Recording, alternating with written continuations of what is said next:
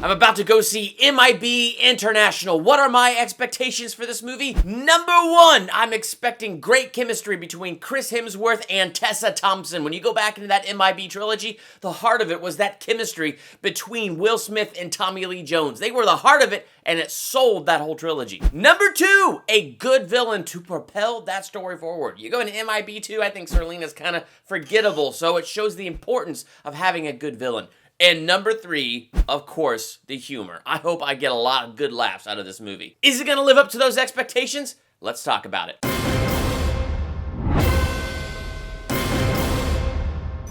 Welcome to Durbania. I'm Durbin, and this is my spoiler-free review for Men in Black International.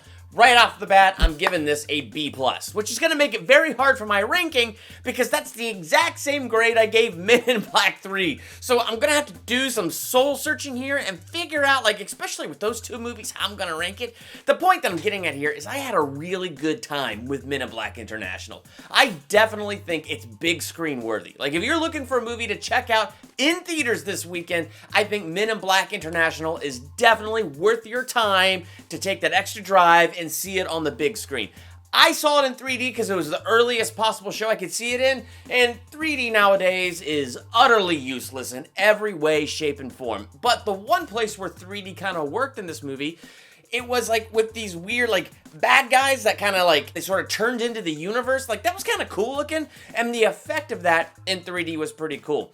Now, that's not worth paying the extra $3 for 3D, but that's just kind of my own 2 cents. So first thing that I was expecting, which was good chemistry between Chris Hemsworth and Tessa Thompson, and I got it. I think they had a great chemistry together, and I was really excited to get that. I kind of figured I would because of Thor Ragnarok, you know, where she was Valkyrie and he was Thor. Like, they had a good on-screen chemistry in that movie, and they repeated that in this movie. And that was important to me to see in this, because in the original MIB trilogy, the heart and soul of it is the chemistry between Agent J and Agent K. Like, they just played off each other so well. It's part of what made that whole trilogy a classic. What I liked is they didn't try to make one person in this little team up the straight-faced person, another person the super comedic person.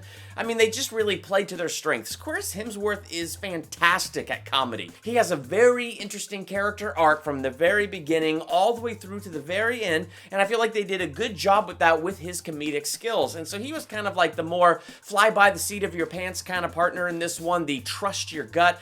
Tessa Thompson was much more the logical, you must go with what the brain says, but not the annoying type, you know, where it's like, okay, I'm tired of that character. No, those two characters played really well off of each other.